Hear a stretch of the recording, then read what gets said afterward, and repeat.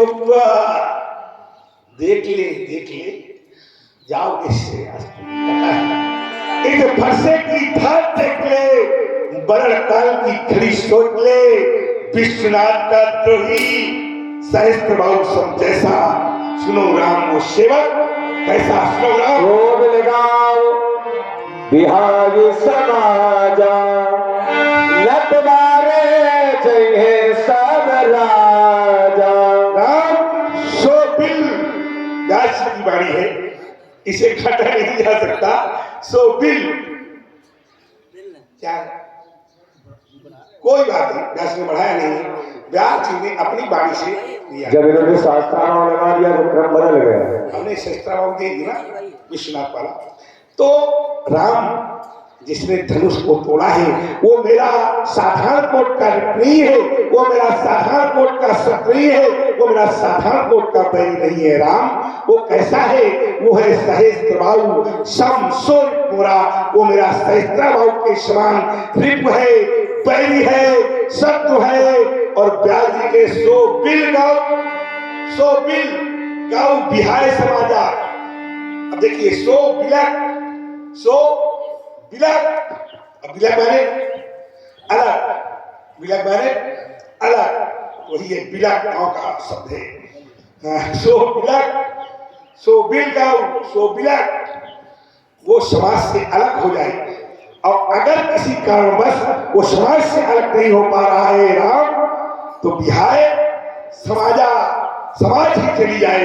जब यहाँ से राम समाज चली जाएगी तो यहाँ रह जाएगा कौन? राम यहाँ वही रह जाएगा जिसको तुम कहते हो हुई है केवल एक दास। हम भी तो देखे वो कौन को है, पिया है सिकनी मैया का दूध और पाला है उस सिकनी मैया ने उस नहर को। मैं भी तो उस नहर को देखूं कौन है, कौन है। अगर राम कुछ क्षण में मेरी शब्दावली पर ध्यान नहीं दिया गया तो राम मैं एक भीषण घोषणा करने जा रहा हूं। मारे देंगे सब राजा, मैं सभी राजाओं को दंडित करूं। सुनी बोले वचन लखन मुस्काने, बोले परसु दरहे अपमाने।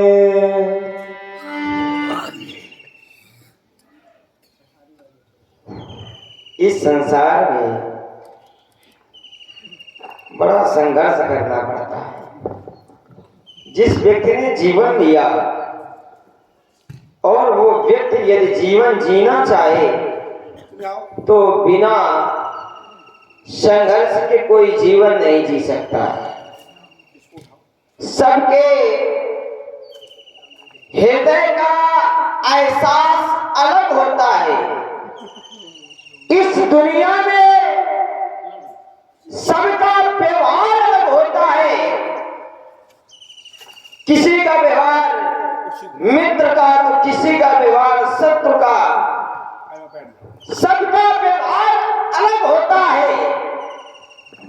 लेकिन आंखें सबकी एक जैसी होती है। समाज में जितने लोग बैठे हैं आंखें सबकी एक जैसी होती है, लेकिन उन आंखों से देखने का अंदाज अलग होता है।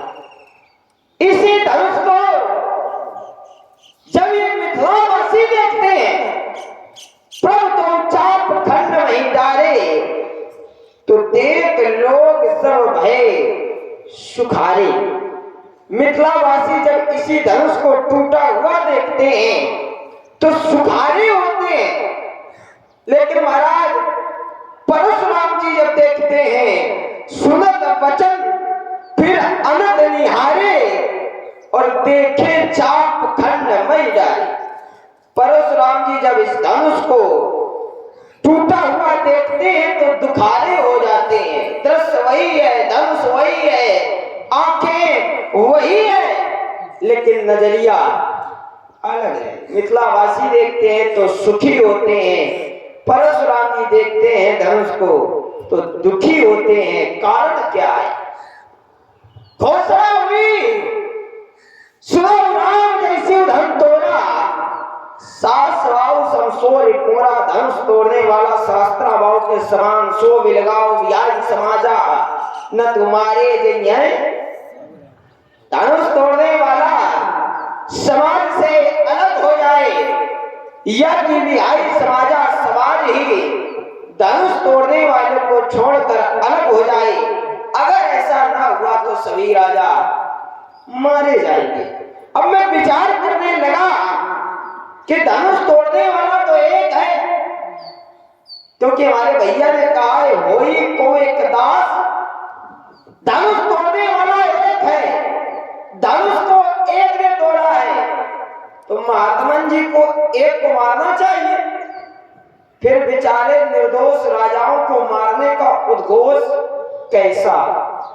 दूसरी बात, हमने सुना है कि संत महात्माओं के जीवन में काम क्रोध मोह लोभ नहीं होता। संत हृदय नवनीत समाना, संत महात्माओं का हृदय तो नवनीत के समान कोमल होता है। संत महात्मा तो काम क्रोध मोह लोभ आग त्याग करके संत वेश धारण किया करते हैं। तो चलो चलकर पंडित जी से क्यों ना पूछ लिया जाए। महाराज जी पढ़ा, कुछ समय स्वर्ग में जाओ। स्वर्ग में जाओ और कहाँ जाओ? नरक में रह इनका नरक में तो रही, तो नरक लोग तो ही क्या ये मृत लोग है। तुमको मैं भेज रहा हूँ स्वर्ग लोग नहीं महाराज, और अकेले नहीं भेज रहा हूँ। हाँ। कुल समेत स्वर्ग में जाओ। महाराज ये मृत लोग नरक नहीं है, ये कर्म भूमि है और कर्म से इस मृत लोक से व्यक्ति स्वर्ग की प्राप्ति करता है और इस मृत लोक में रहकर व्यक्ति ने अच्छे कर्म नहीं किया तो नरक की प्राप्ति होती है। जरूरी नहीं है कि यहाँ पर रहने वाले सब नरक में जाएं, ऐसा कोई जरूरी नहीं है। क्यों? क्योंकि यहाँ भी मृत लोक में ऐसी कुछ जगह है जो स्वर्ग से भी बढ़कर है। मृत लोक में कुछ ऐसी जगह है जिन्होंने स्वर्ग को बहुत पीछे छोड़ दिया। स्वर्ग से बड़ा वैकुंठ होता है और वो वैकुंठ की भी जब समता की गई तो कहा गया यद्यप सब वैकुंठ पखाना अब वेद पुराण विदित जग जाना पर अवधपुरी सम प्रिय नहीं सो या प्रसंग जाने को। स्वर्ग से बढ़कर वैकुंठ और वैकुंठ से बढ़कर हमारी अयोध्या है और लक्ष्मण उस अयोध्या का वासी है तो लक्ष्मण नरक में तो कभी जा ही नहीं सकता। दूसरी बात, जिनको राम जी का सानिध्य प्राप्त हो जाए वो कभी नरक का नहीं हो सकता। हमेशा वो वैकुंठ का और वैकुंठ से बढ़कर भी उसको पद मिल सकता है जो राम जी का भगत है।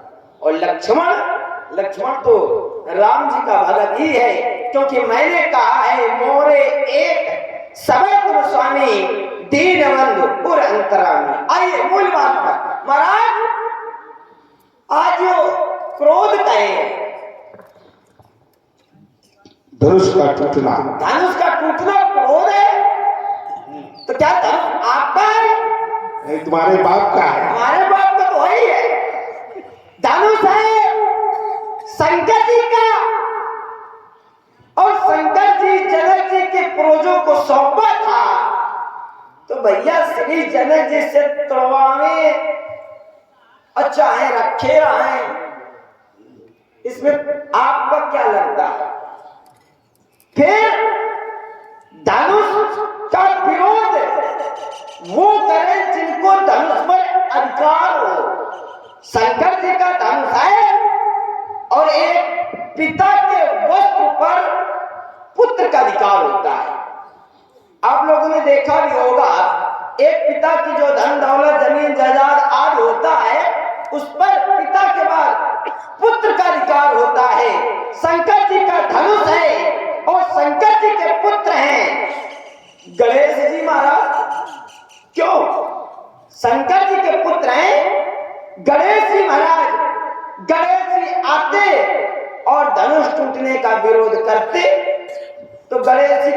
टूटने का विरोध करने नहीं आए। एक पुत्र हैं खड़ाना जी महाराज, उनको आकर के धनुष टूटने का विरोध करना चाहिए, लेकिन वो नहीं आए। शंकर जी के सेवक हैं नंदी जी, उनको आकर के धनुष टूटने का विरोध करना चाहिए। तो ना गणेश जी आए, ना खड़ानंद जी आए और ना नंदी जी आए। तो क्या धरती पर आप पे भारू होगा, इसलिए पुराना चले गए महाराज।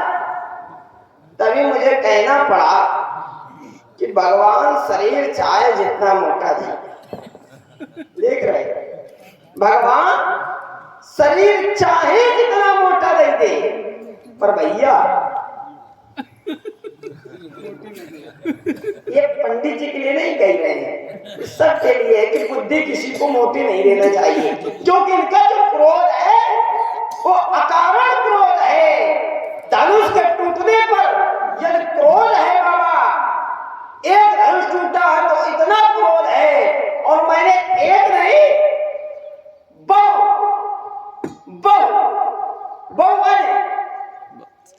बहुत हम सोचो सही बहू माने घर का अर्थ लगा लो, घर वाली बहू। तुम कहो बहू माने बहू समझे तो ये आप समझ रहे होंगे इसलिए हमने पूछा।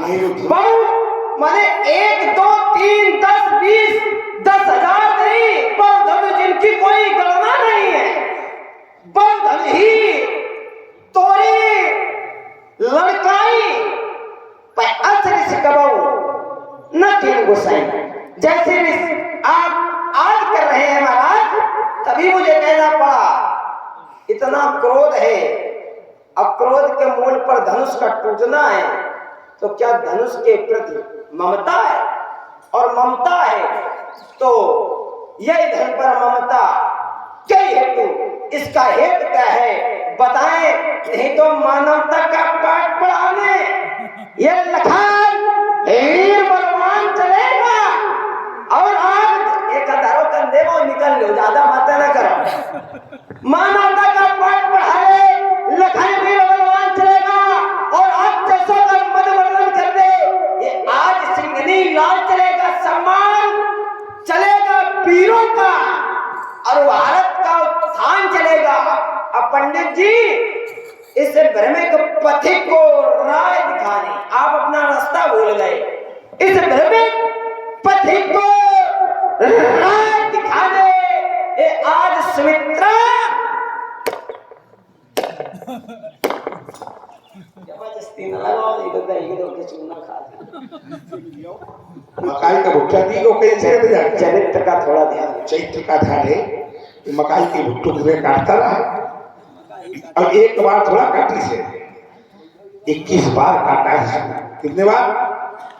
21 बार। चलो सुखी लोग हैं, हमने सुना था गांव में बहुत अच्छे अच्छे लोग श्रोतागण हैं, लेकिन श्रोतागण की संख्या उतनी ज्यादा नहीं है, लेकिन जितनी भी है बहुत सुखी लोग हैं। और मैं चाहता हूँ थोड़ा नजदीक सब लोग आ जाओ, तो हमारी आपकी बातें अच्छी अच्छी हों, हैं? और अब ये सत्संग प्रारंभ हो रहा है यहाँ से, सब लोग आ जाओ, नजदीक आ जाए। आप लोग सब लोग जितना नजदीक हो सके आ जाए, और इधर उतना बैठे, आप भी आ जाए इधर, सब लोग नजदीक बैठे, विचार आराम से बैठे और भगवान की लीला का रसास्वादन करें। प्रभु की लीला बड़े भाग से लोगों को देखने को मिलती है, और जो भगवान लीला को तन मन धन सबको समर्पण करके प्रभु की लीला सुनता है, सुनाता है, दूसरों को दिखाता है, ऐसे व्यक्ति को संसार में कुछ भी दुर्लभ नहीं है। देखा होगा भगवान का भक्त आपको बहुत जल्दी दुखी नहीं मिलेगा, मिला नहीं मिलता है। क्यों? भगवान की उस पर कृपा दृष्ट रहती है, दया दृष्ट रहती है। भगवान जानते हैं कि समर्पित है हम पर। जब भगवान के पर तुम समर्पित हो, देखो तुम लोग तब बोलना जब लक्ष्मण बोले, तुम उसके साथ आए हो ना, लेके आया होगा, लेकिन परशुराम जी बोले तो शोर मचाना शुरू कर देगा, लाया है, कहाँ से आए हो तुम, मिथिले के हुए जाते हो। और अगर बीच में तुम बोले तो तुमको लक्ष्मण के साथ उत्तर दे दूंगा मैं, इसलिए बोलना बोलना नहीं है, अब केवल हम बोलेंगे और तुम लोग सुनोगे, ठीक है। जब लक्ष्मण बोले तब तुम लोग खूब शोर मचाना, ठीक। हम पहले ढूंढ लो, सुनो, ठीक। चलो, अच्छा पहले तो प्रश्न रख दूं, क्यों ये अमोघ प्रश्न तो ये अपने आप चल जाता है। और ये हमको कुछ तीखी मिर्ची लग रही है, क्या है? तीखी मिर्ची। तीखी मिर्ची खाई आपने? छोटी मिर्ची है लेकिन बहुत कड़वी होती है, देखा है आपने? जैसे शेष से विष फल भरे, शेष भरे, शेष ना, शेष से विष फल भरे तो न करे आतंक, अब बिच्छू थोड़े जहर में फिर उठाए, अब जग उठाए घूम रहे। इनका नाम अपना पता नहीं है और जनक के पिता का नाम पूछने लगा, इनका खुद का अपना नाम नहीं पता। देखिए बालक ने कई बिंदु, जो अब आप लोग आ गए, बहुत अच्छा श्रोतागण का है, लेकिन बहुत अच्छा श्रोतागण है आपके गांव का और सुनने वाले लोग हैं। बालक ने कई बातें रखी, आप लोगों ने देखा। हमने विश्वामित्र जी से कहा था कि इन बालकों को आशीर्वाद मत दिलाओ, कहीं ये बाद में भस्मासुर न बन जाए। बनने भस्मासुर, आशीर्वाद मिलते देख रहे हो आप, क्या है? कह रहा बोले प्रश्न धरी अपमाने प्रश्न है मेरा, बोले प्रश्न अपमाने का नहीं है, नया दर्शन है। बोले प्रश्न धरी अपमाने, 4 वेद, 4 उपवेद, 6 शास्त्र, 18 पुराण, 18 उपपुराण, 18 अपपुराण, 128 उपनिषद, 21 स्मृतियां, इनमें से कौन सा ग्रंथ आदेश देता है कि ब्राह्मण का किसी भी स्थिति में अपमान कर देना चाहिए? ने अपमान किया है। बोले प्रश्न धरे, बोले प्रश्न धरे अपमानी, सुन मुन वचन लखन, अपमान क्या है ब्राह्मण का, और ब्राह्मण का अपमान करने वाला याद रखना बचता नहीं है। ब्राह्मण का जिसने अपमान किया है उसका बहुत बुरा चक्र हुआ है, बहुत बुरी दुर्दशा हुई है। एक ब्राह्मण का अपमान, कोई शास्त्र अनुमति नहीं देता कि ब्राह्मण का किसी भी परिस्थिति में अपमान कर देना चाहिए। और तो ब्राह्मण का अपमान कर बोले प्रश्न अपमाने। बालक ने कई बातें रखी, अब बातों का कहता है कि अपराध एक ने किया है, मारेंगे सब क्यों? पहला वाक्य इसका आया कि अपराध एक ने किया, मारे जाएंगे सब क्यों? तो बेटा सुनो, संसार में 3 प्रकार के शत्रु होते हैं और 3 प्रकार के ही मित्र होते हैं। अपना मित्र है, जो अपने मित्र का मित्र है वो भी अपना मित्र है, और जो अपने शत्रु का शत्रु है वो भी अपना मित्र है। अपना शत्रु है, अपना शत्रु है, अपने मित्र का जो शत्रु है वो भी अपना शत्रु है, और जो अपने शत्रु का मित्र हो वो भी अपना कौन है? शत्रु का मित्र है तो अपना शत्रु है। यहां पर धनुष तोड़ने वाले को छिपाया जा रहा है, तो कौन सी क्रिया हो रही है? ये अरिमित्र की क्रिया है। कौन सी? अरिमित्र। बस जी से पूछो अरिमित्र का है, नहीं पता है तो हाथ जोड़ो ठीक से, पाँच ठीक से छूना फरसा चल जाता है। अब अपमान कर रहे हो, अभी एक बार पैर छू रहे थे, हमने बताया था जब भस्मासुर को वरदान नहीं मिला तो क्या कर रहा था? वो पैर छू रहा था, और जैसे ही उसको वरदान मिल गया तो क्या छूने लगा? वो सच छूने लगा। देखिए जब तक व्यक्ति को आशीर्वाद नहीं मिलता तो क्या छूता है? वो पैरों को, और जब आशीर्वाद मिल जाता है तो क्या छूता है? सर को। भस्मासुर को आशीर्वाद नहीं मिला था, क्या छुड़ा था? भगवान शंकर के पैर। और जैसे भगवान शंकर से वरदान मांगा कि मैं जिस पर यह हाथ रख दूं भस्म हो जाए, भगवान शंकर ने कहा तथास्तु। उसी समय उनको कहा रुको, भगवान शंकर ने क्यों कहा ये परीक्षा तो करूं तुम्हारे ऊपर।